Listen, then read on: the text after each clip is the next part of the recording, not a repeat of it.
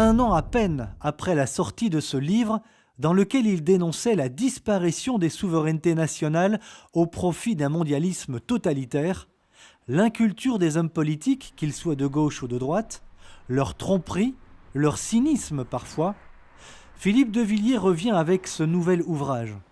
300 pages, des révélations explosives et un grand programme orchestré de toutes pièces, l'islamisation de l'Europe et de la France en particulier. L'inconscience de la hiérarchie de l'Église catholique n'y est d'ailleurs pas étrangère. Philippe de Villiers nous reçoit, aux côtés de Jeanne Smith, dans un échange passionnant de 80 minutes qu'il nous semble nécessaire de visionner pour bien comprendre le plan terrifiant que nos élites, par inconscience, par haine ou par lâcheté, ont mis en place méthodiquement, plan actuellement en cours d'achèvement. Philippe de Villiers, bonjour, merci beaucoup de nous recevoir une seconde fois. Je dis une seconde fois parce que vous nous aviez accordé un long entretien il y a un an. Ce que nous souhaitons, Philippe de Villiers, c'est non pas vous interroger sur des thèmes que vous avez déjà abordés, mais bien au contraire, vous poser des questions qui ne vous ont pas encore été posées. Et je laisse le soin à Jeanne Smith de lancer cet entretien. Merci Philippe de Villiers. Ma première question, j'ai lu votre livre passionnément, comme toujours, et j'ai été très frappée. Nous sommes quand même à une époque de grands attentats terroristes, un terrorisme islamiste dont on parle dans les grands médias en essayant d'éviter de l'attribuer à l'islam. Or vous l'évoquez à peine, et vous parlez toujours de l'islam comme de la principale menace. Et ça, là, vous êtes totalement original, et j'aimerais que vous nous parliez d'abord de cela. J'ai lu le Coran, j'ai étudié la Sunna, les hadiths. J'ai aussi retrouvé dans ma bibliothèque des vieux livres du 19e siècle qui parlent indifféremment de l'islam et de l'islamisme. J'ai essayé de retrouver depuis Pierre le Vénérable jusqu'à saint Thomas d'Aquin, quelle était la vision de l'islam au Moyen-Âge, à la Renaissance et jusqu'au siècle dernier. Et en fait, j'ai découvert une chose qu'un penseur kabyle a très bien dit, l'islam c'est l'islamisme au repos, et l'islamisme c'est l'islam en mouvement. Il y a une chose extraordinaire, et c'est une manière pour moi de vous répondre, que je constate tous les jours, c'est que notre classe dirigeante, nos élites, pensent que le remède à l'islamisme, c'est l'islam, pensent que l'islam est l'antidote de l'islamisme, alors qu'il en est le terreau. Je crois que c'est Boualem Sansal qui dit, et j'ai repris la formule à ma manière, la différence entre un musulman et un islamiste, c'est qu'un islamiste, c'est un musulman pressé. Et en fait, votre question, c'est la plus importante, qui commande toutes les autres. Pourquoi ? Parce que nous regardons l'islam, surtout les chrétiens d'ailleurs, regardent l'islam dans un miroir inversé, avec cette idée de projeter sur la religion d'un côté les reflets de notre propre religion. Or, l'islam n'est pas une religion, ou plutôt pas qu'une religion. Elle est un système global. Et donc vouloir faire de l'islam, comme dit très bien Rémi Brague, une sorte de christianisme un petit peu différent, avec des points communs et des différences, c'est une absurdité. L'islam est un système global. Saint Thomas d'Aquin disait c'est la loi, avec un grand L, des morts, M-A-U. La loi des morts. Il avait très bien vu que c'était un système à la fois politique, philosophique, juridique, qui porte une civilisation. Donc l'islam, c'est une société, c'est une loi, c'est un droit commercial, c'est un droit pénal, c'est un droit civil. Ça va très très loin, puisque même la manière d'aller aux toilettes est prévue. C'est-à-dire que c'est une législation d'origine divine qui a tout prévu. La manière de couper la main du voleur, la manière de dire aux hommes « allez à vos femmes comme à un champ de labour », frappez-les, tout est prévu. Dans la vie quotidienne, tout est prévu. Et donc, c'est une... quand je dis un système global, c'est un système dans lequel la politique et la religion, le temporel et le spirituel sont confondus. Et alors, en fait, j'ai fait deux découvertes, parce que je n'étais pas un spécialiste, encore moins un islamologue. La première, c'est qu'en fait, un musulman qui est un bon musulman doit appliquer les prescriptions coraniques et donc pratiquer l'oumma, la charia, le djihad. Peut-être on y reviendra.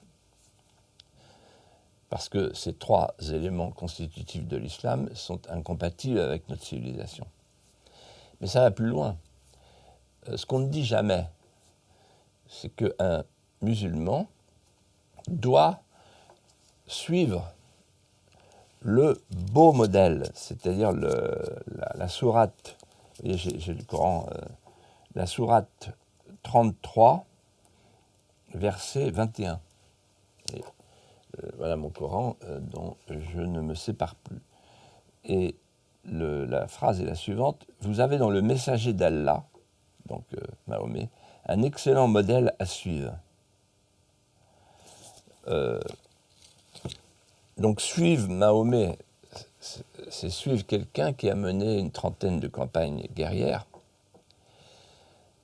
mais surtout c'est suivre quelqu'un qui a installé un État islamique, le premier État islamique, le premier califat, avec la double idée du pontificat et du principat, mêlés l'un à l'autre, principat, pontificat. Et donc en fait, Mahomet a tracé la voie pour les musulmans.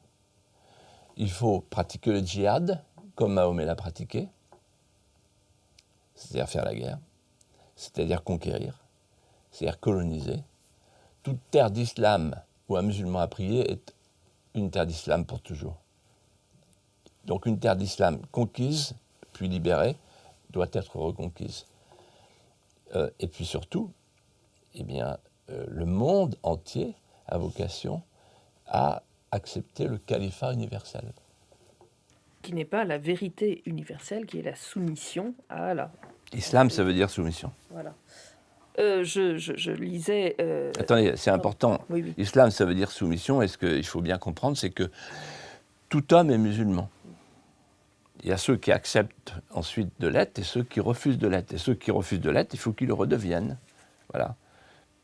Par la force. Par la conquête, pas par le prosélytisme. Il ne faut pas confondre avec le christianisme. C'est pas Saint Matthieu. Mahomet, c'est pas Saint Matthieu. Alors, sort bientôt aux États-Unis un livre d'un nommé James Mitchell qui travaillait pour la CIA et qui a notamment mené des interrogatoires à Guantanamo. Et il raconte, et ça se raccroche directement à cet entretien, il raconte que Khalil Sheikh Mohammed, qui est soupçonné d'être le cerveau des attentats de 2001, du 11 septembre, lui a beaucoup parlé, et lui a parlé notamment de cette invasion pacifique, qui est l'invasion par la présence de plus en plus nombreuse, notamment en ayant des enfants. C'est un discours que moi-même j'ai pu entendre en Turquie de la part de personnes qui travaillaient pour le consulat des Pays-Bas. Ils nous disaient, nous, chez vous, en Hollande, non, ça ne nous embête pas qu'il fasse mauvais et qu'il fasse froid et que nous ne soyons pas chez nous, parce qu'en fait, c'est nous qui avons les enfants. Donc c'est ce qu'il faut bien appeler une invasion pacifique, vous en parlez dans votre livre. Je voudrais que vous nous parliez un peu de votre expérience, parce que vous avez des informations à cet égard. En fait, on dit, à tort, que l'islam, c'est la guerre. Non, l'islam, c'est le djihad. Il faut bien comprendre ce qu'est le djihad. Le djihad, c'est l'idée, à partir de la bipartition du monde, qu'il faut faire passer les terres qui sont dans la demeure de la guerre, le Dar el-Harb, dans le domaine de la paix, la demeure de la paix, dans les terres de la demeure de la paix, le Dar el-Islam. Puisque, d'après le Coran, d'après la Sunna, l'humanité entière doit se soumettre à Allah, de gré ou de force. Et pourquoi je dis que ce n'est pas forcément la guerre ? En référence à votre observation. Il y a 3 djihad quand on regarde bien. Il y a le premier djihad, c'est le djihad démographique. Celui qui est aujourd'hui largement pratiqué avec la complicité des Nations Unies et de ce qu'on appelle leur islam. C'est-à-dire l'application au niveau européen des instructions de l'ONU pour un changement de peuplement. Non seulement accepté, mais revendiqué. Un changement de peuplement. Il y a une phrase citée par Annie Laurent, qui est très forte, très juste, et qui est celle des islamistes. L'enfantement, c'est le djihad des femmes. Donc quand vous regardez l'invasion à venir depuis la Méditerranée, avec un phénomène d'hypnose de l'envahi par l'envahisseur, et quand vous regardez les taux de fécondité différentiels, c'est l'affaire de 30 ans. Donc ça, c'est le premier djihad. En fait, c'est le remplacement d'une population par une autre. C'est vieux comme l'islam. C'est l'idée de revenir à Poitiers et de remonter plus haut. C'est ce qu'ils sont en train de faire. C'est une invasion pacifique, celle-là. Et ça se pratique à l'œil nu sans que personne ne s'en aperçoive. Sauf que quand on voit les djellabas dans la rue, au bout d'un certain temps, on se dit tiens, le pays est en train de changer à vue d'œil. Voilà. Le deuxième djihad est plus subtil et appelle, pour le comprendre, une lecture plus attentive du Coran et notamment de ce qu'on appelle la fameuse taqiyya.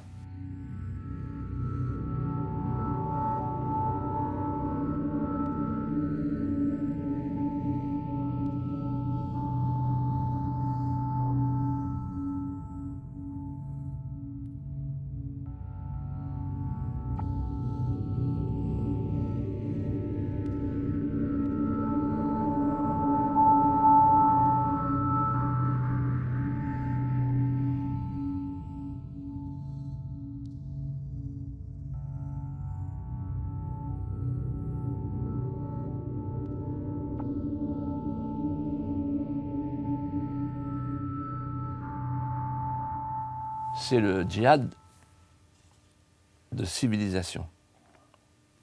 Le djihad de civilisation, ça consiste à tester notre civilisation, à tester notre société, la tester partout et tout le temps, et ensuite avancer quand il y a une brèche, et reculer quand il y a une résistance.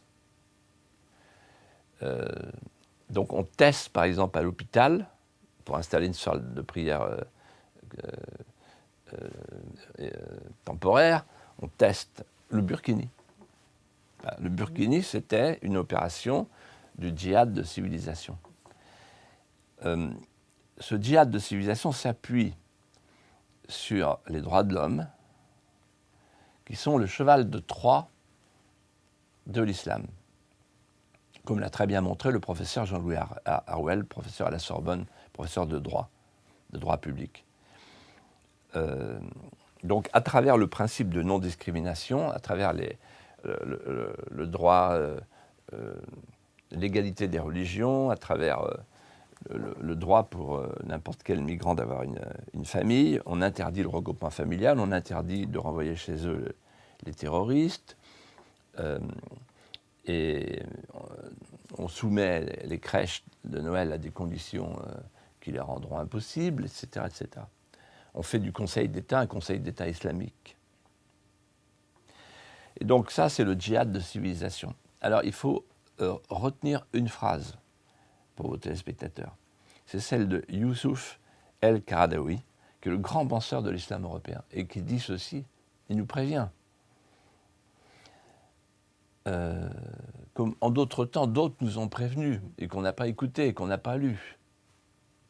Il dit, avec vos lois démocratiques, nous vous coloniserons. Avec nos lois coraniques, nous vous soumettrons. Voilà. Et le troisième djihad, c'est le djihad guerrier. Alors le djihad guerrier, par exemple, moi j'ai cherché le verset des attentats. Je l'ai trouvé, parce que j'ai eu des bons conseils avec des gens comme Annie Laurent, Rémi Brague et d'autres. Donc c'est la sourate 9, verset 111. Allah a acheté aux croyants leurs personnes et leurs biens en échange du paradis. Ils, c'est-à-dire en fait les terroristes, ils combattent dans le sentier d'Allah, ils tuent et ils se font tuer. Voilà. Donc, les choses sont très claires. Pour le Coran, pour l'islam, pour les musulmans qui sont attentifs à leurs écritures saintes, le fait de tuer n'est pas répréhensible. C'est même une nécessité, un passage obligé. Alors, pourquoi ? Parce que dans le Coran, le verbe tuer est prononcé une 50aine de fois. Tuer, combattre. C'est ça le djihad. Ce n'est pas un effort sur soi. Ça, c'est un arrangement conceptuel de certains islamistes habiles qui pratiquent la taqiyya chez nous pour nous endormir. Non, le djihad, c'est un effort de conquête. C'est la conquête. La conquête, elle est dans l'ADN de l'islam. Donc, un effort pour nous conquérir, et nous conquérir par la force. En sachant que toute terre d'islam qui a été à un moment donné dans l'histoire des hommes une terre d'islam doit redevenir une terre d'islam. Et donc, un musulman doit pratiquer le Coran, il doit pratiquer le beau modèle, suivre le beau modèle, et donc être un conquérant comme le beau modèle. Si un musulman... alors, on nous dit, il y a les musulmans modérés qui suivent le Coran, et les musulmans radicaux qui, eux, s'éloignent du Coran. C'est exactement l'inverse. Il faut comprendre ça. Un musulman modéré, c'est un musulman qui connaît mal le Coran, et qui le pratique mal, et qui ne le pratique pas. Il s'en éloigne, il est montré du doigt d'ailleurs, par les musulmans radicaux qui, eux, ont une vision littérale du Coran, mais pas une vision du Coran du 7e, du 8e siècle. Le Coran, il n'a pas changé. Le Coran, c'est quoi ? Il faut comprendre, le Coran, c'est la parole incréée. Donc, il n'y a pas de conjugaison temporelle. Le Coran, il n'y a pas de contextualisation, comme on dit. Non, non. Quand on dit qu'il faut couper la main du voleur ou il faut tuer, par exemple, les associateurs, dans le verset du sabre, les associateurs, c'est les chrétiens, eh bien, il n'y a pas de contextualisation. Ça vaut pour aujourd'hui.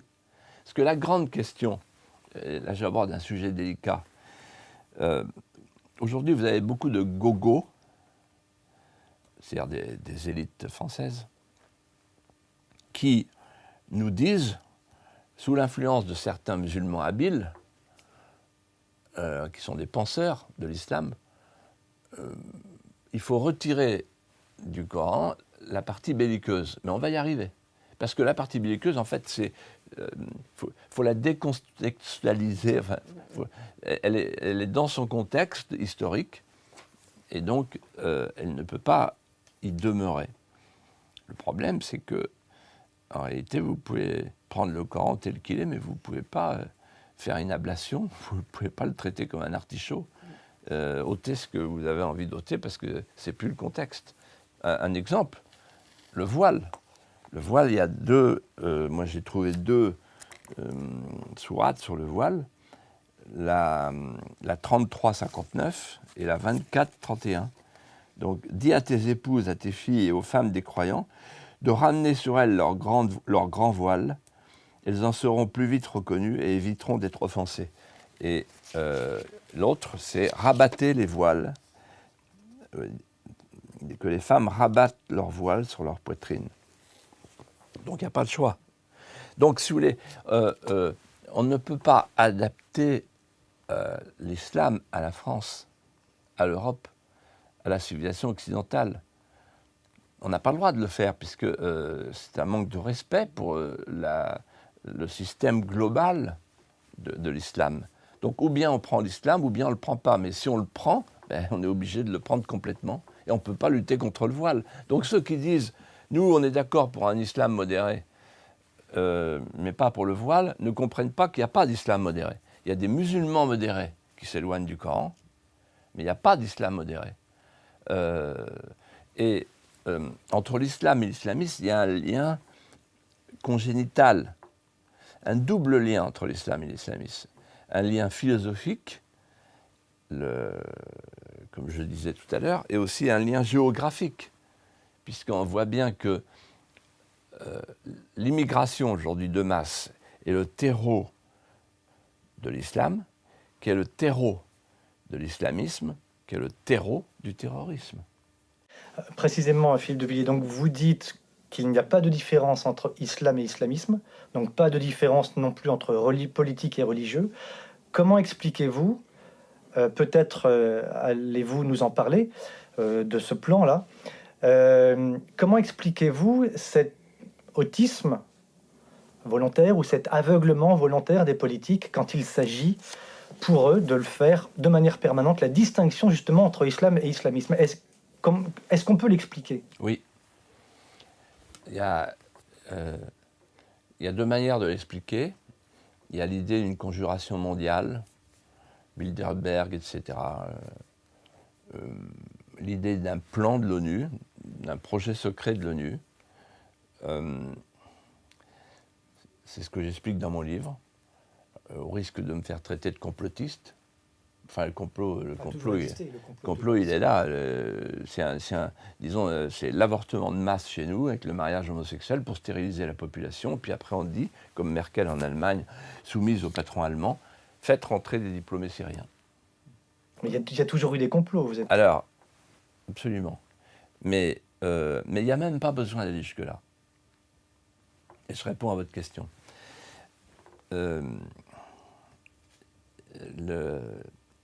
Les élites européennes sont sous hypnose.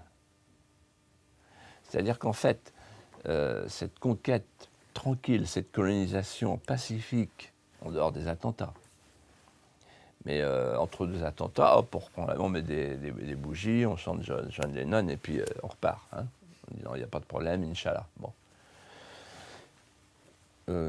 Eh bien, cette vision, en fait, pacifiante, d'un islam apaisé, etc., c'est un phénomène d'hypnose. Il y a une espèce de fascination réciproque entre l'envahi et l'envahisseur. Et ça me fait penser au lapin dans les phares. Le lapin, il regarde la lumière, il est incapable de tenter un mouvement d'esquive, il se laisse happer. Voilà la situation de nos élites. Elles sont xénophiles, islamophiles, elles s'exercent à une sorte de jubilation morbide à l'exotisme de leur propre disparition. Et il y a un exemple dont je parle dans mon livre et qui a suscité l'ironie de certains journalistes, mais je retrouvais le rapport. C'est le fameux rapport Heure-Islam, Et quand je dis ça, les gens ne me croient pas. Donc leur islam, c'est sur fond bleu. Alors ça, c'est la couverture du rapport. Le rapport explique comment acclimater, je cite, acclimater l'Europe à la culture religieuse importée et comment faire accepter, rééduquer l'Europe et les Européens aux avancées sociétales et multiculturelles. Donc ça, c'est l'argent des Européens qui sert à financer ça. C'est un rapport qui est mis à jour d'année en année. Ça s'appelle leur islam. Et alors leur islam, la couverture, il y a les étoiles mariales et au milieu, il y a un minaret géant avec le croissant islamique. Voilà. C'est ça. Voyez. Donc voilà le programme de la Commission de Bruxelles, soutenu par les États, par les gouvernements. Vous voyez. Les gouvernements Sarkozy-Fillon, Hollande-Valls soutiennent ce projet.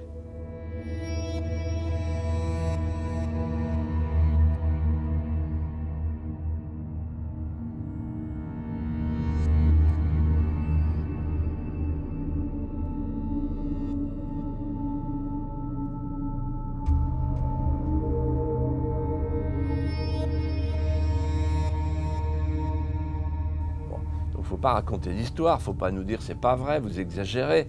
Voilà, vous avez ici l'image avec les étoiles mariales et le croissant islamique. Voilà. Et vous avez le programme, Heure Islam.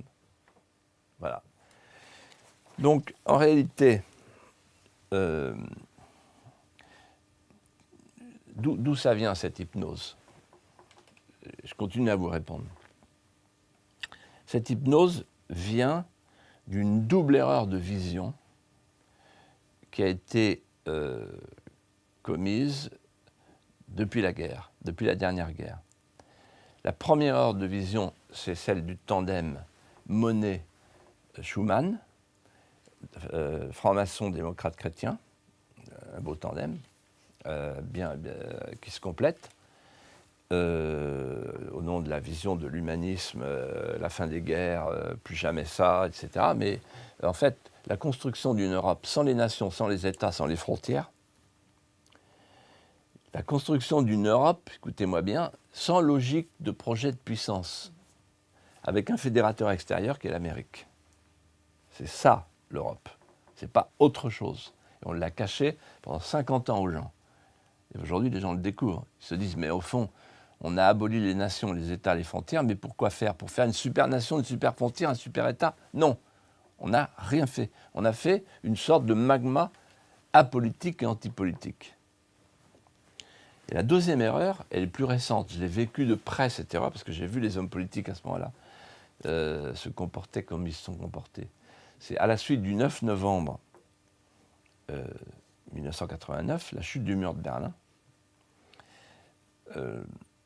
C'est la mondialisation heureuse, le concept lancé par Alain Minc, et qui a été ensuite, qui a embrasé toute la classe politique française. La mondialisation heureuse, c'est l'idée qu'on va entrer dans un monde, que nous sommes entrés dans un monde sans histoire, sans idées, sans religion, sans frontières.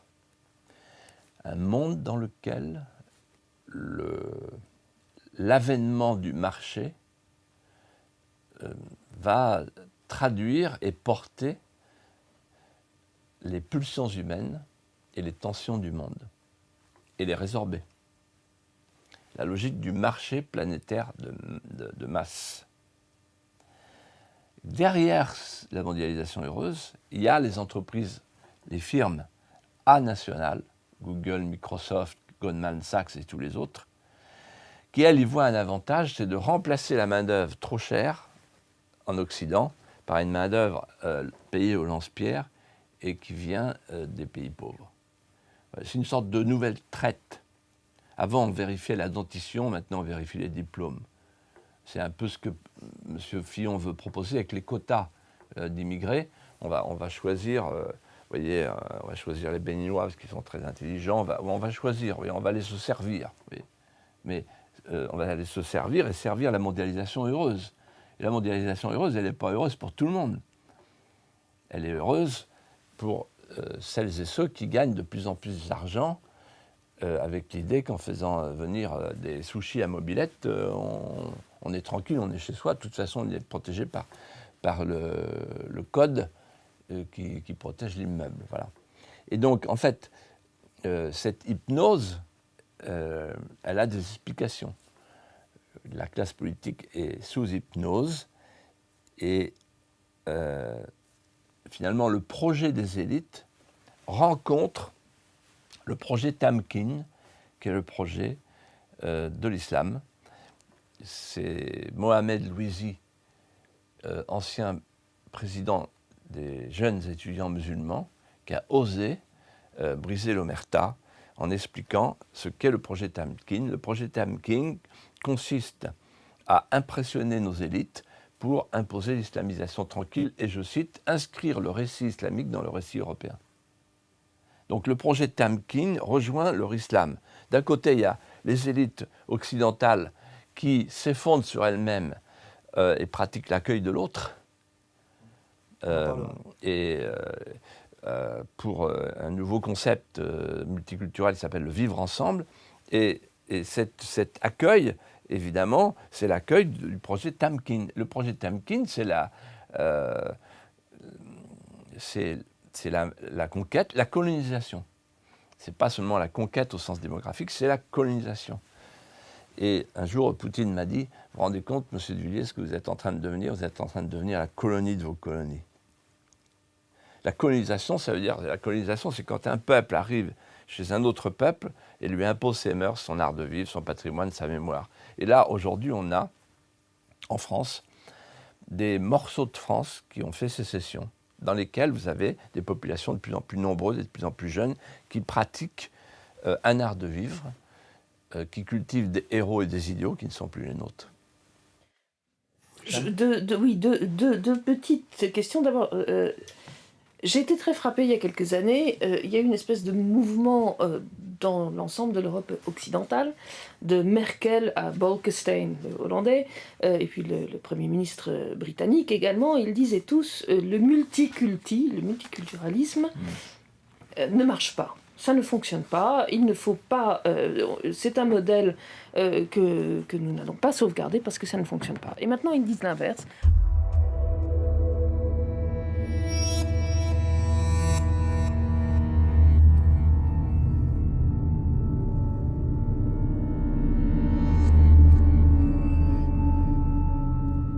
Et on a vraiment l'impression d'une sorte d'ordre donné, ou peut-être une mode, mais plutôt, quand on voit le retournement complet de l'ensemble d'une année sur l'autre, on est quand même étonné. Alors, vous qui avez pratiqué l'Europe, est-ce que vous avez vu comment cela fonctionne, cette espèce de voie unique de l'Europe qui va tantôt dans le sens de dire non, le multiculturalisme ce n'est pas bien, et maintenant on nous prêche le multiculturalisme comme on le faisait auparavant. Alors, en fait, quand on pose aujourd'hui la question aux hommes politiques, est-ce que vous êtes pour une société multiculturelle ? Beaucoup, comme François Fillon, répondent non. Mais en fait, ils l'ont déjà faite. François Fillon, il a inauguré la mosquée d'Argenteuil. Ça avait d'ailleurs blessé Sarkozy lui-même, qui avait dit « mais bientôt, il va nous ramener un tapis de prière à Matignon ». Il m'a raconté ça, Sarko. Un burnous et des youyous pour François Fillon. Les musulmans d'Argenteuil ont voulu remercier le Premier ministre d'avoir inauguré leur mosquée. En l'espace de 40 ans, votre mobilisation a permis de répondre aux besoins des fidèles. Bon, donc, en fait, le multiculturalisme, c'est l'idée de la migration de masse. Oui. Bon. Et il y a deux questions qui se posent au pays aujourd'hui et qui sont imbriquées. La première, c'est est-ce qu'on va rester une nation soumise ou est-ce qu'on va redevenir un pays souverain ? Donc la question de la souveraineté, des pouvoirs perdus. On ne pourra rien faire si on ne récupère pas nos pouvoirs. Et deuxièmement, la question que vous venez de poser du multiculturalisme. Est-ce qu'on continue à s'engager dans l'idée du multiculturalisme ou si on réaffirme l'identité française ? Depuis 40 ans, les hommes politiques, les deux, trois générations d'hommes politiques successives, ont pratiqué le multiculturalisme de deux manières. D'abord, ils ont démantelé nos frontières. Et le multiculturalisme, c'est l'idée du pays-monde, la nation-monde, l'idée de la cité planétaire, de la cosmopolis, le paradis diversitaire. Voilà. Donc ils ont pratiqué ça. Parce qu'un pays qui n'a plus de contours n'a plus de compteur. Il n'a plus de rêve à proposer. Il ne sait plus qui il est, d'où il vient, où il va. Il s'efface. Et puis, la deuxième chose, plus grave encore, qui est liée à la première, ils ont installé au cœur de notre nation une autre nation qui s'appelle l'Oumma. Et donc, en fait, ils ont installé le multiculturalisme. Et quand j'étais à Sciences Po, dans les années 70-73, nos profs, unanimes, devant des étudiants qui étaient en pamoison, nous vantaient les mérites du Liban, ce pays du miel et de l'encens. C'était le modèle du multiculturalisme pacifique. Et on nous disait, ça sera ça l'Europe dans 30 ans. Ils n'avaient pas tort. Donc c'est un projet, en fait, vous voyez, c'est un projet pensé, conçu intellectuellement. Mais contre lequel on va parler de temps en temps pour faire plaisir au peuple? Exactement. C'est-à-dire qu'en fait, on explique au peuple, non, il ne faut pas le multiculturalisme, mais on le pratique tous les jours. Si vous voulez arrêter le multiculturalisme, il faudrait faire deux choses. La première, c'est faire prévaloir la civilisation française en France, en inscrivant par exemple dans la Constitution, la France est un pays de tradition chrétienne. Pour deux raisons. La première, c'est que tout peuple a le droit à la continuité historique, donc le droit de protéger ses symboles, les crèches, les cloches, etc.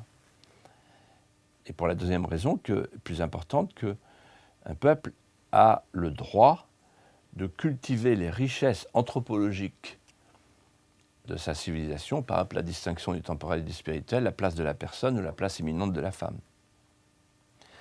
Donc, en fait, affirmer en France, la France, ce qui veut dire faire la distinction entre l'islam et les musulmans. Pour l'islam, dire la France n'a pas vocation à devenir une terre d'islam, j'ose le dire, donc on arrête la construction des mosquées, parce que toute nouvelle mosquée, de toute façon, elle est infiltrée par les salafistes et les frères musulmans, et par l'argent des pays étrangers, donc on arrête. Ensuite, on arrête, c'est une simple tolérance chez nous, mais ça suffit comme ça. Ensuite, on dit, ben voilà, en France, on ne vit pas en djellaba, on ne vit pas avec des tenues islamiques du 7e siècle. En France, on ne pratique pas l'égorgement rituel des bêtes dans les abattoirs, etc. En France, on vit à la française. En France, il y a une histoire, il y a une langue, il y a un art de vivre. En France, on boit du vin, par exemple. Voilà. Moi, je suis du pays de Rabelais, donc, et en plus, ma culture, c'est celle de Noé, qui a pratiqué la première ivresse mystique et qui a donné l'exemple. Il s'est pris un déluge sur la figure, il a bu, voilà. Et donc, moi, ça ne me dérange pas. Et d'ailleurs, à Cana, c'est génial parce qu'il y a un art de vivre, c'est les premiers écolos. Il y a le bon vin, le mauvais vin, on commence par servir lequel, etc. Bon, donc on a une civilisation, c'est pas la même que l'islam. Et je dis distinguer l'islam et les musulmans parce que il y a deux sortes. Il y a les musulmans qui en fait nous rejettent. Donc ceux-là, il faut qu'ils repartent. J'appelle ça la remigration. Voilà. Là, ils repartiront. Ils seront mal à l'aise parce que si on affirme la France, notre histoire, notre langue, si on affirme notre langue, par exemple notre histoire, Charles Martel, Saint-Louis, Napoléon, etc. Il y a des parents qui diront, nous, on ne veut pas de cette histoire-là. Ben oui, d'accord, mais c'est la nôtre. Vous êtes en France, voilà. Mais vous avez bien dit, un musulman... Et attendez, je termine sur les musulmans, parce que c'est très important. Il y a des musulmans, j'en suis le témoin à travers mon expérience du Puy du Fou, avec 2 millions de personnes par an, il y a des musulmans qui sont touchés par le Puy du Fou. Tous ceux qui viennent. Et donc je me dis, mais incroyable, ils ne connaissent pas notre histoire.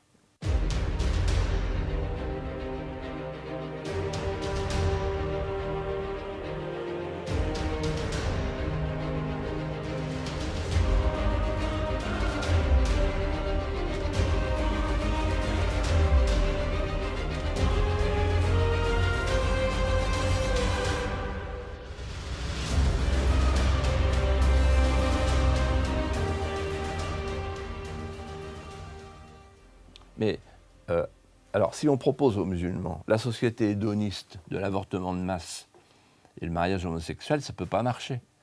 Une société qui assimile, en fait, c'est une société qui pratique les mœurs plutôt que les lois, qui a le goût du sacré et qui pratique l'enracinement.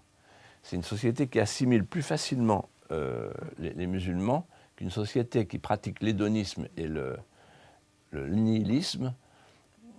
La seule manière de faire venir à nous des Français de désir, qui ne seraient plus simplement des Français de préfecture, c'est de leur proposer, pour qu'ils nous rejoignent, de nous ressembler. Mais pour leur proposer de nous ressembler, ce n'est pas avec les valeurs de la République, ce sont des valeurs formelles, des valeurs froides. C'est comme le code de la route. On n'a jamais vu personne tomber amoureux d'un stop. Donc il faut autre chose, il faut l'épopée, il faut la légende, il faut le rêve, il faut l'histoire, il faut nos héros à nous, notre romantisme à nous, transformer, non seulement imposer à l'école l'histoire scientifique, mais surtout, peut-être on y reviendra, inventer un roman national qui soit un roman d'amour. Juste une question, vous avez un musulman une femme musulmane qui ne se voile plus, un musulman qui boit du vin, vous avez montré très bien que ça n'est plus un musulman. Ça ne peut plus être un musulman. Et il y avait l'exemple que j'ai vu en Angleterre. Moi, j'ai une phrase très simple. Entre le Coran et la France, il faut choisir. Voilà. Alors, Charles de Foucault l'avait très bien dit, d'ailleurs. Oui, oui. En Angleterre, une baronne qui s'appelle Saïda Warsi, donc elle est musulmane. Elle a organisé très récemment une rencontre, c'était une garden party, où elle a dit avec des gens de think tank favorables à un épanouissement de l'islam en Angleterre, mais un islam qui soit anglo-compatible. Elle disait, mais il faut adopter les mœurs, donc boire le thé, pas boire le vin. Il faut que nos chants musulmans se calquent un peu sur les chants choraux de chorale anglicane. Comme ça, nous serons bien ancrés dans ce pays, ce sera le nôtre. Mais elle ne parlait pas de renoncer à l'islam. Que pensez-vous de cette sorte finalement d'assimilation à l'envers ?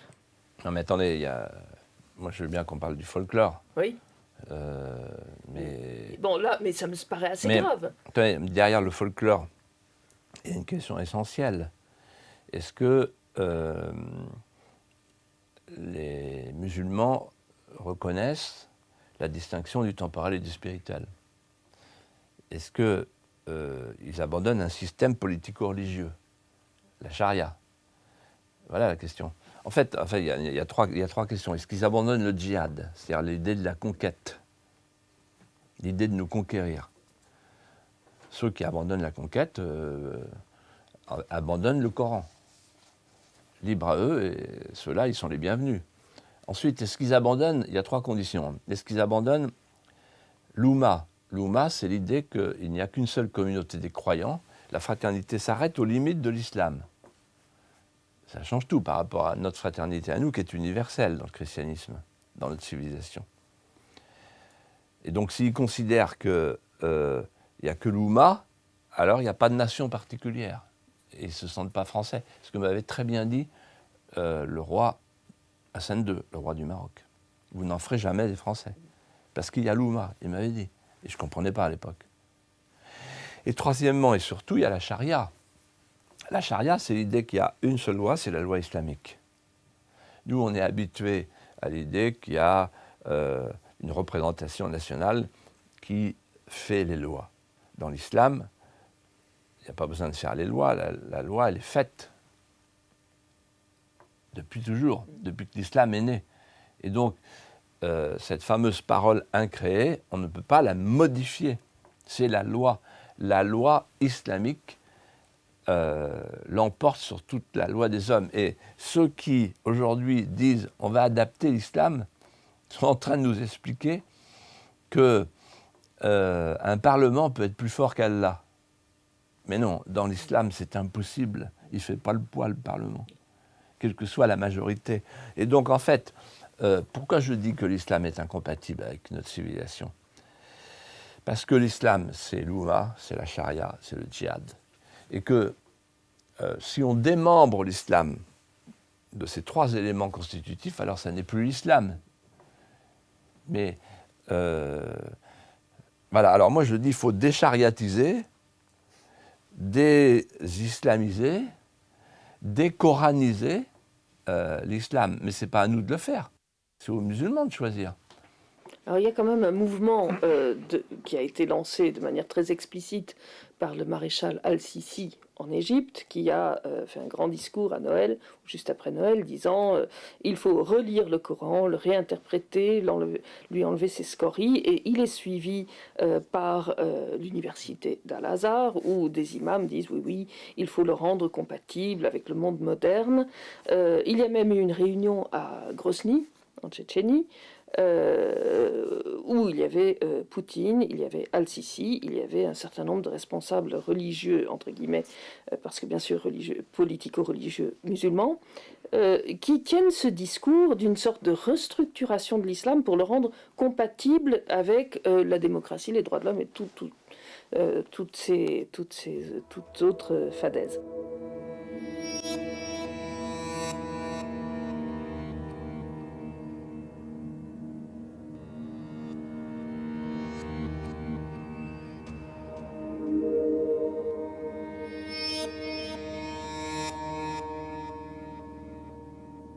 Cette restructuration me paraît absolument incompatible avec l'islam. Alors à quoi joue-t-il? Alors c'est drôle parce que j'ai eu un jour une conversation avec Vladimir Poutine sur cette question. Et il m'a dit ceci. La différence entre nous, les Russes, et vous, c'est que moi, en Russie, j'ai des Russes musulmans. Vous, en France, vous avez des musulmans français. Vous voyez, la notion de hiérarchie. Et m'étonnant de l'expression de cette différence, il a ajouté que dans telle ville, tel hiérarque de l'islam lui avait fait savoir par un message que à la prière du vendredi, il allait faire prier pour Vladimir. Et il a ajouté, c'était un imam, un recteur, j'imagine, je ne sais pas comment on dit en Russie, un homme important de l'islam, à la tête d'une grande mosquée.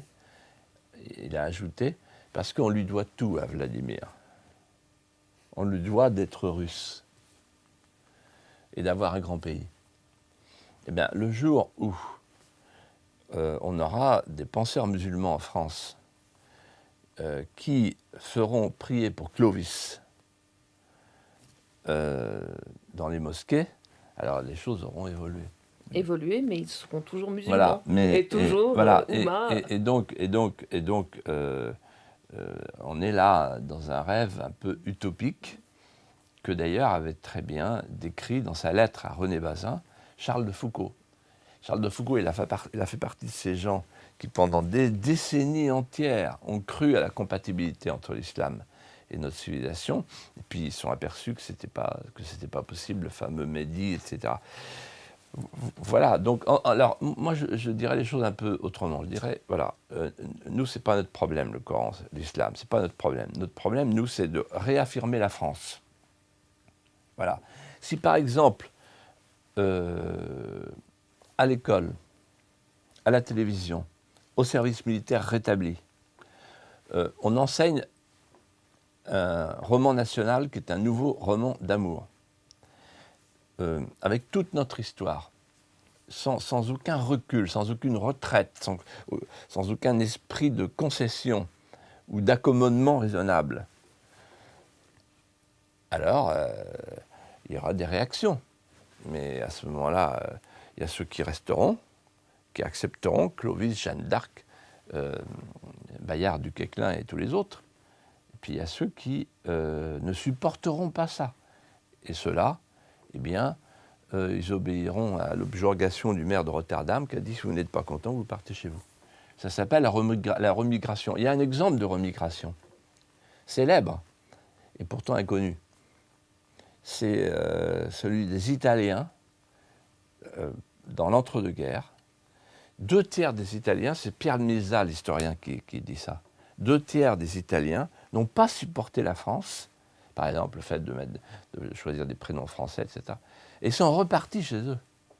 Alors que, comme on sait, l'Italie est très proche de notre civilisation. Mais malgré tout, les Portugais, pareil. 2/3 des Portugais sont repartis. Donc là, il faut envisager la remigration. Il n'y a pas d'autre solution. Parce que, d'abord, il faut arrêter l'immigration, il faut rétablir les frontières. Sinon, le flux continuera à être un flot.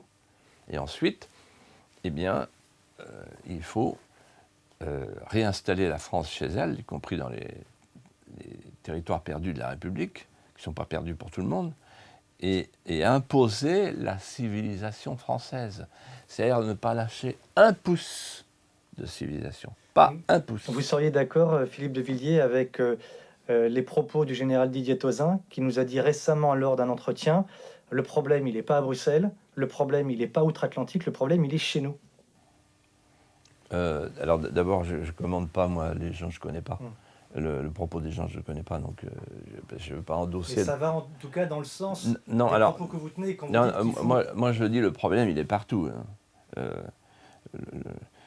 Partout où la France n'a plus sa souveraineté, il faut d'abord récupérer la souveraineté. Donc le problème, il est à Bruxelles. Je peux vous dire qu'avec leur islam, ça c'est Bruxelles, ça. Voilà. Et donc, en fait, il faut récupérer la souveraineté et affirmer l'identité. Je reviens à ces 2 points.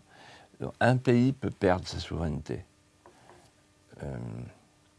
Il n'en meurt pas. Un pays peut être accablé d'impôts, il n'en meurt pas. Un pays peut perdre sa richesse, il n'en meurt pas. Mais un pays qui perd son identité, c'est comme un homme qui perd la mémoire, il perd le sens de l'orientation. Un peuple qui oublie son histoire, il est frappé d'Alzheimer. Et à ce moment-là, on lui met une tierce personne, un accompagnant, comme dans les Marpas. Et l'accompagnant, on le connaît, c'est une fiche S. Moi, j'en veux pas.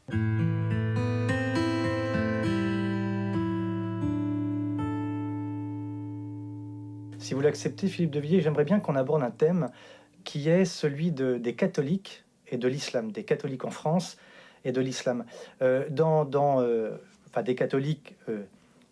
catholiques d'une manière universelle et de l'islam notamment en France.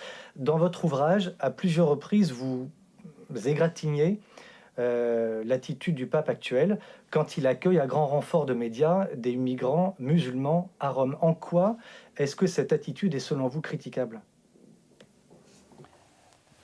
Alors, il faut prendre un peu de haut. Alors d'abord, il y a ce fameux geste de Lesbos, qui est un geste à portée symbolique et qui m'a choqué. Soyons clairs. Il y a le chiffre 12. Le pape choisit 12 personnes et il les trie et il ne prend pas de catholiques, notamment les chrétiens d'Orient, en fait, qui sont là, à Lesbos. Et au lieu de choisir des chrétiens d'Orient, lui qui est quand même le chef de la chrétienté, il choisit 12 musulmans, dont des femmes voilées. Et il les abrite à Rome. Ça, c'est un geste fort, c'est un geste symbolique. C'est un geste d'abandon des chrétiens d'Orient.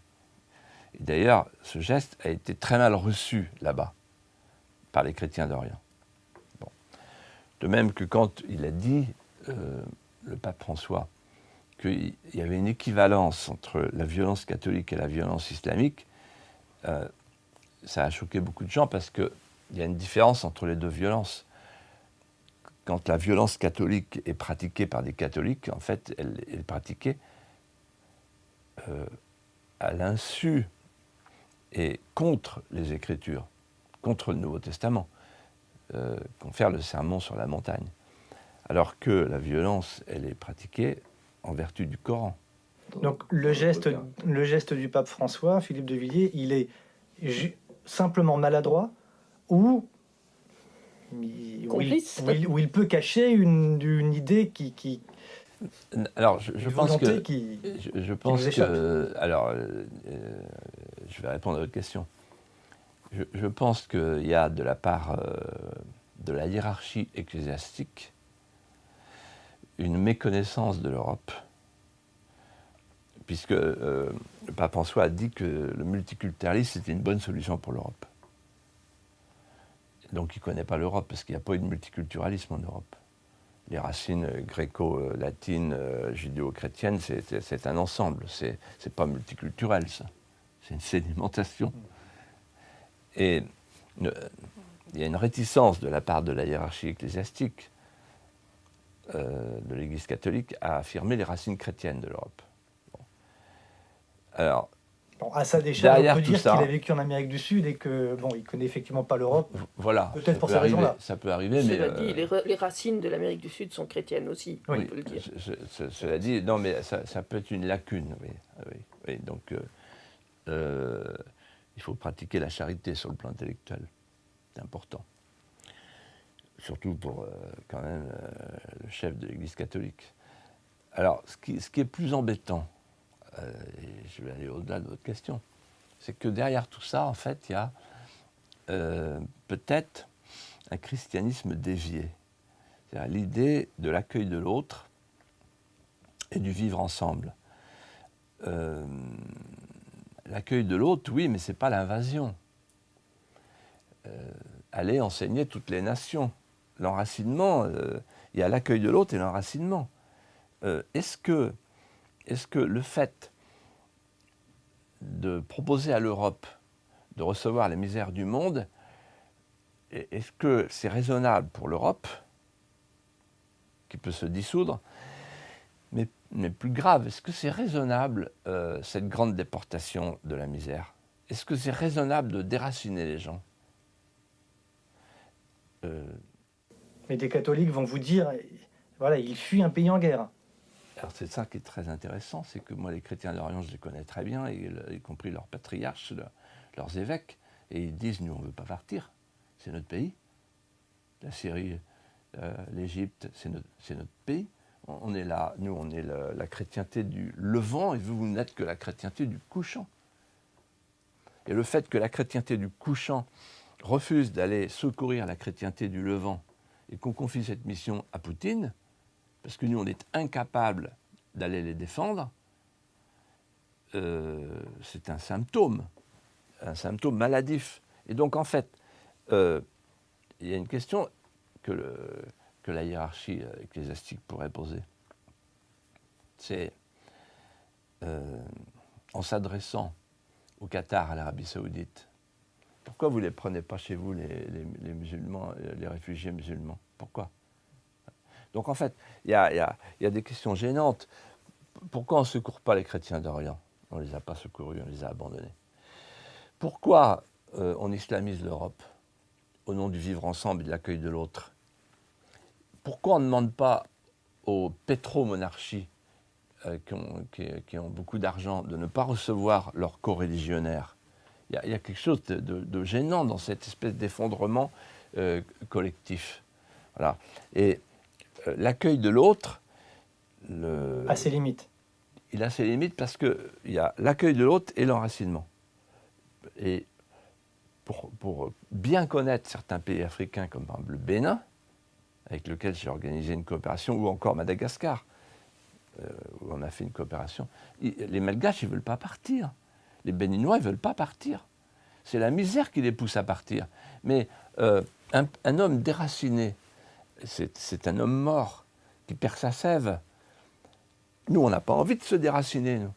Alors, on n'a pas envie que les autres se déracinent. Est-ce que c'est la solution de les déraciner?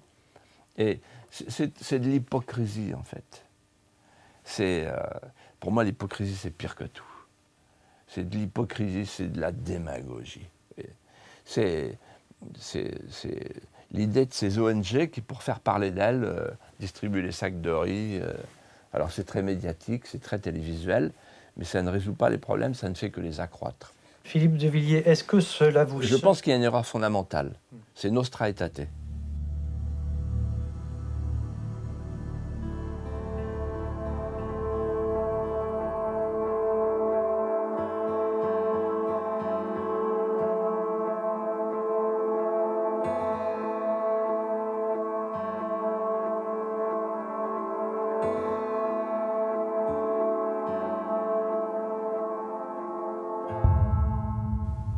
en 1965, il y a un texte qui a été concocté au Vatican et qui s'appelle Nostra Aetate. Et ce texte, en fait,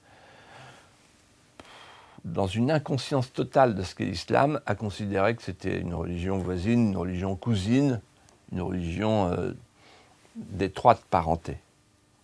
Et à partir de Nostra Aetate, on a conçu l'idée qu'au fond, entre les mosquées et les églises, il fallait une espèce de transfusion sanguine. Bon, c'est une erreur. Je pense que c'est une erreur de vouloir amadouer l'islam. Alors je comprends très bien qu'il ne faille pas en rajouter et qu'il ne faut pas mettre de l'huile sur le feu. Mais on ne sort de l'ambiguïté qu'à ses dépens, disait le cardinal Doré. L'année dernière, lors d'un entretien que vous nous aviez consacré, vous nous aviez dit, à propos des migrants, beaucoup de chrétiens, par générosité, préfèrent à l'enracinement l'accueil de l'autre. Non, pardonnez-moi, je me suis trompé. Vous nous avez dit, oui, vous nous avez parlé des nouveaux idiots utiles des sacristies. Quand on va sur les sites internet des diocèses de France, on découvre sur pratiquement toutes les pages de tous les diocèses de France une page nouvelle qui s'appelle « Accueil des migrants ». Ça veut dire qu'il y a beaucoup d'idiots utiles parmi les catholiques en France, Philippe de Villiers? Ah, mais j'ai renouvelé mon langage. J'ai trouvé une autre formule qui me paraît plus heureuse, plus adaptée. Les idiots utiles, c'était du temps de Lénine. Vous savez, c'est Lénine qui disait, à propos des bourgeois chrétiens de l'époque, on leur vendra la corde pour les pendre. Ce sont nos idiots utiles. Bon. Et Mao disait ça de la bourgeoisie comprador, voilà, qui s'enrichissait avec son accord, jusqu'au moment où il a décidé de les liquider. Voilà, les idiots utiles, c'est une vieille notion de la gauche. La gauche cherche toujours ces idiots utiles et elle en trouve toujours à droite. Comme s'il y avait une espèce de prédestination de l'homme de droite à être l'idiot utile de l'homme de gauche. Non, j'ai trouvé un autre mot qui paraît plus juste encore, c'est le dévot utile. Le dévot utile, c'est celui qui, au nom de sa propre religion, sert la religion de l'autre. Et qui pense qu'en faisant croître la religion de l'autre, il va s'enrichir et en même temps apporter la paix. Et donc, un chrétien qui ne connaît pas l'islam, qui ne connaît pas notre histoire, qui ne connaît pas l'histoire de la confrontation entre l'islam et la chrétienté, c'est un naïf et un dévot utile. Il est utile à une cause, qui est la cause de la religion d'en face. Voilà. Et donc, en fait, il faut voir comment s'organise aujourd'hui le territoire français. Allez à Viry-Châtillon. En fait, on a... C'est simple. La France, la terre de France aujourd'hui porte deux peuples. Un peuple jeune, un peuple neuf qui s'installe avec ses fiertés, et un peuple exténué qui ne sait plus d'où il vient, qui ne sait plus où est sa vraie richesse, un peuple hagard qui ne sait plus où il habite.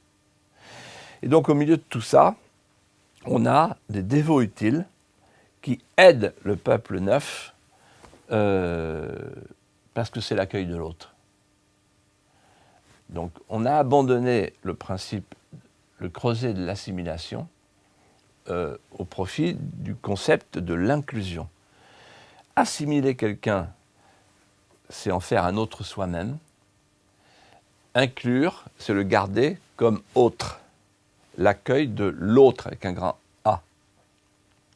Eh bien, l'accueil de l'autre, ça conduit à la guerre civile. Et en fait, on est dans une situation où les catholiques français sont invités à respecter la laïcité qui relativise toutes les religions, qui rend donc possible leur cohabitation. Vous êtes en train de nous dire la laïcité ne peut pas être une solution. Et j'aurais envie de vous dire, vous avez écrit Saint-Louis, vous avez écrit la vie de Charette, vous avez écrit la vie de Jeanne d'Arc. Ce qu'il faut apporter à cette invasion pacifique, c'est une sorte de croisade pacifique en retour? C'est bien désigner l'ennemi. Il y a 3 forces ennemies qui se conjuguent aujourd'hui pour faire périr notre civilisation. Et donc la croisade, il ne doit pas se tromper d'ennemi. D'abord, il y a l'islamo-gauchisme, plutôt vert que mort. L'islamo-gauchisme, c'est le recyclage de tous ces gens qui étaient léninistes, puis maoïstes, puis castristes, et qui tout à coup ont trouvé Mahomet sur leur chemin. Leur chemin de Damas. Et alors, ils ont cru au grand soir, ils croient au croissant de lune. C'est un peu plus tard, dans la nuit. Et eux, ils pensent qu'ils sont à la recherche d'une violence, vous voyez, qui accouche d'histoire. Et donc, ils ont trouvé l'islam. Voilà. Les nouveaux mahométans, l'islamo-gauchisme. Alors, c'est les médias, en fait. Ils nourrissent tous les médias. Le système médiatique français est islamo-gauchiste, comme il était maoïste, comme il était castriste, comme il était 68ard, etc.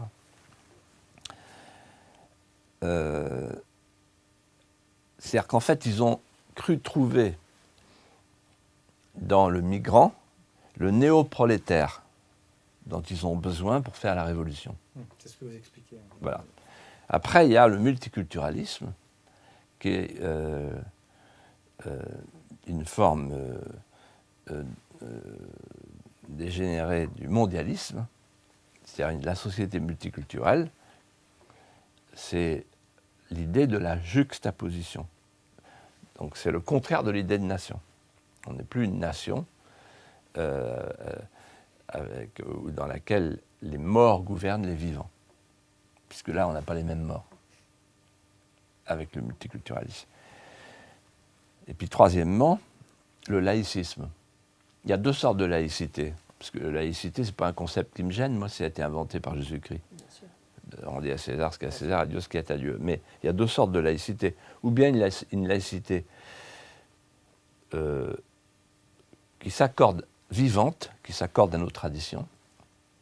Par exemple, les crèches dans les espaces publics, c'est une forme de laïcité, nos traditions. Soit une laïcité du vide, et le vide sera rempli par les islamistes. Pour en revenir à l'Église catholique, si vous le voulez bien, dans les années 60, le discours de l'Église catholique, de la hiérarchie, a complètement changé.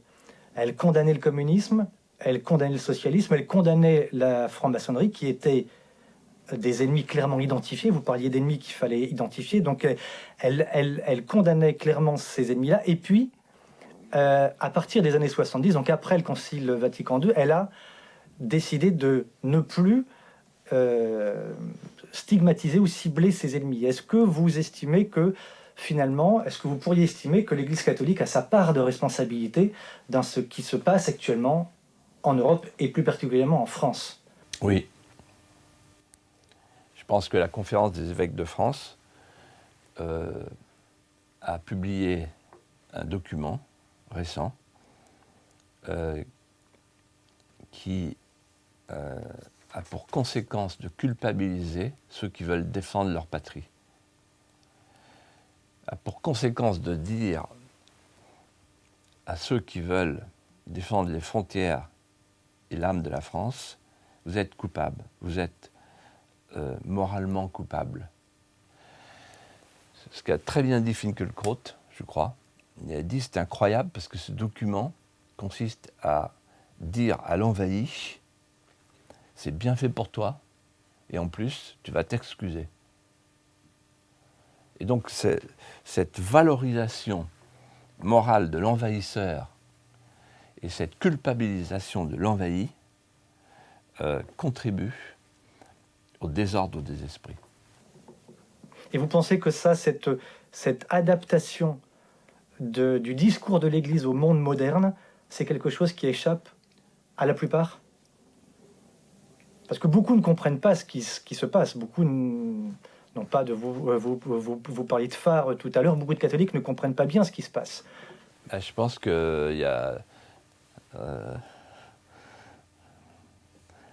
les gens sont de plus en plus nombreux à comprendre qu'il y a un problème. Et Sans d'ailleurs, forcément l'avoir identifié. non, mais moi, je rencontre au Puy du Fou beaucoup de nouveaux prêtres, par exemple. Ben, je peux vous dire que la tonalité n'est pas du tout la même et que sur la question de l'islam et de l'enracinement, les nouveaux prêtres échappent complètement aux influences de la conférence des évêques de France. Les évêques de France, c'est un soviet, en fait, attardé des années 60, qui se reproduit d'ailleurs, par cooptation. Mais je pense qu'on va vers des temps où l'explication de texte se fera toute seule. Et je pense qu'aujourd'hui, il y a un grand malaise. Parce qu'il y a beaucoup de chrétiens de bonne volonté qui sont prêts à faire des gros efforts pour installer chez eux des migrants, et qui découvrent qu'en fait, il y a un problème avec l'islam.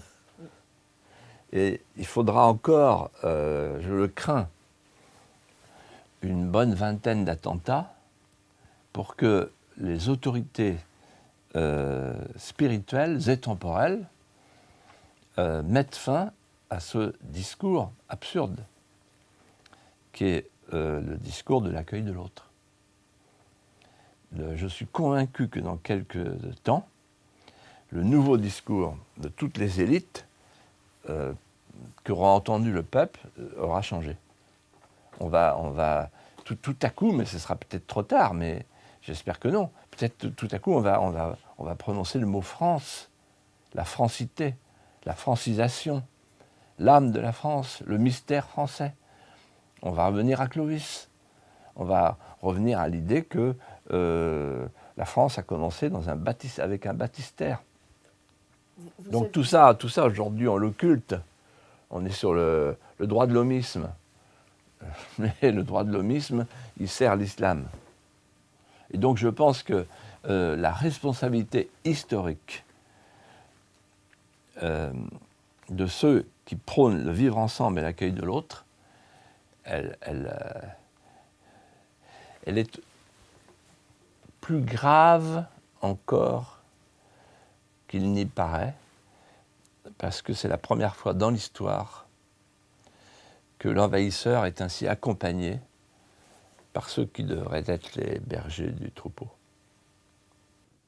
Je crois que nous arrivons à peu près à la fin de cet entretien, mais je voudrais bien que vous nous disiez ce que nous avions eu l'occasion d'en parler. À propos des migrants musulmans, il faut faire descendre la France en eux, vous l'avez dit. Aujourd'hui, être français, c'est aussi être dissident, selon la formule de Solzhenitsyn que vous avez reçue au Puy du Fou. Comment des dissidents peuvent-ils faire descendre la France dans ces migrants ?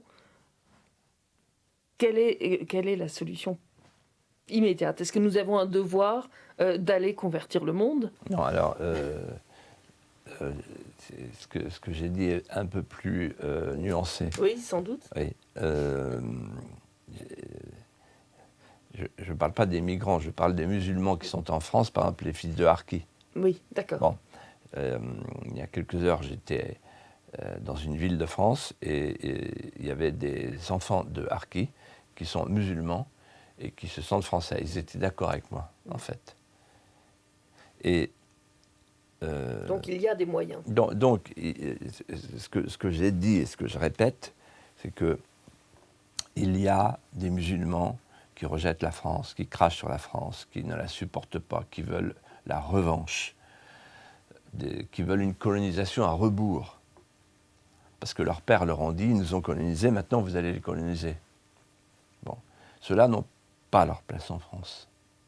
Je le dis nettement. Mais il y a aussi ceux que j'appelle, à côté des Français de souche, des Français de désir, qui auraient envie de nous rejoindre et de nous ressembler. Parce que ceux-là, ils ont perdu leurs racines, ou en tout cas, ils sont prêts à accepter les nôtres. Un double racinement, c'est dur à vivre. Mais c'est possible. Mais c'est possible. Nous-mêmes, moi je suis d'abord vendéen, je suis français, comme un Corse se sent Corse et se sent aussi français. Bon, c'est pas incompatible. C'est une sédimentation. Quand on est enraciné quelque part, on s'enracine plus facilement ailleurs. C'est tout à fait possible. Mais je dis simplement, entre le Coran et la France, il faut choisir. Entre l'Arabie Saoudite, le Qatar et la France, il faut choisir. Entre les salafistes, les frères musulmans et la France, il faut choisir. Bon. Pour que des musulmans deviennent des Français de désir, encore faut-il leur proposer autre chose que les valeurs de la République ou les droits de l'homme. Matinée d'Europe ou de société hédoniste. Il faut leur proposer l'exaltation du patrimoine vital, c'est-à-dire notre épopée. Et c'est la raison pour laquelle je dis, voilà, il y avait un roman national. Ils l'ont tué. Qui ils? Les historiens, puisqu'ils ont livré l'histoire aux sciences sociales jargonnantes et mortifères, et maintenant les profs à l'école qui pratiquent l'histoire halal. Ils ont tué le roman national. Le roman national, ils en ont fait un roman noir, un tissu de noirceur. Le roman national, c'était l'idée d'une mise en image allégorique, l'idée d'une figure métaphorique. C'est l'idée d'Ernest Lavis, qui était un instituteur intelligent et qui disait on n'a plus l'ancien fédérateur qui était le Saint-Crème, il faut inventer un fédérateur avec toutes celles et tous ceux qui ont touché le Saint-Crème. Donc un Saint-Crème de substitution. C'était l'idée de préparer de faire des têtes épiques. Ça a permis de faire l'union sacrée, plus tard. Cette idée, en fait, du fédérateur, c'est l'idée qu'une nation, c'est un lien amoureux. Et que si on veut refaire un peuple amoureux, ce qui est aujourd'hui une urgence, alors il faut inventer un roman national. L'ancien est mort. Alors l'ancien est mort en plus parce que c'était un récit de puissance, de grandeur, de magnificence. Aujourd'hui, il n'est plus d'actualité. Il n'est plus d'actualité parce que la France n'est plus un pays puissant, on le sent bien, et ensuite parce que tous les jeunes d'aujourd'hui sont des écorchés vifs. Et donc il faut les prendre là où saigne leur plaie, écorchés vifs. Ils ne savent plus rien de la vie, ils sont perdus, ils ne savent plus vers quoi tourner leur regard, vers quoi monter, vers quoi s'élever. Et donc ce que je dis avec mon expérience du Puy du Fou, qui est une expérience forte, avec 2 millions de personnes par an, que j'observe, c'est ce que j'ai fait, moi, le roman national ici. C'est quoi? Il faut guetter en nos enfouissements tous les affleurements de tendresse française. Il faut changer de façade, passer par la façade de l'esthétique, par la façade des beautés françaises, et proposer à chaque petit Français de désir ou de souche de partir dans la vie avec un bagage imaginaire qui habille leurs rêves. Toute communauté humaine a besoin d'un récit légendé. L'islam a le sien, nous n'avons plus le nôtre. Et donc l'urgence des urgences, qui n'est pas politique mais métapolitique, je dirais même philosophique, c'est de retrouver nos accointances. Mais ne plus dire aux jeunes, tu dois aimer la France parce que la France est grande. Mais leur dire plus simplement, tu dois aimer la France parce qu'elle est belle. Il suffit de la traverser pour le comprendre. La traverser et la légender.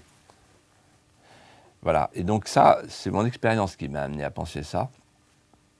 Et dans toutes les conférences que je fais, lorsque je dis ça à des jeunes musulmans, ils me disent « Ah oui, on voudrait la connaître, la France. »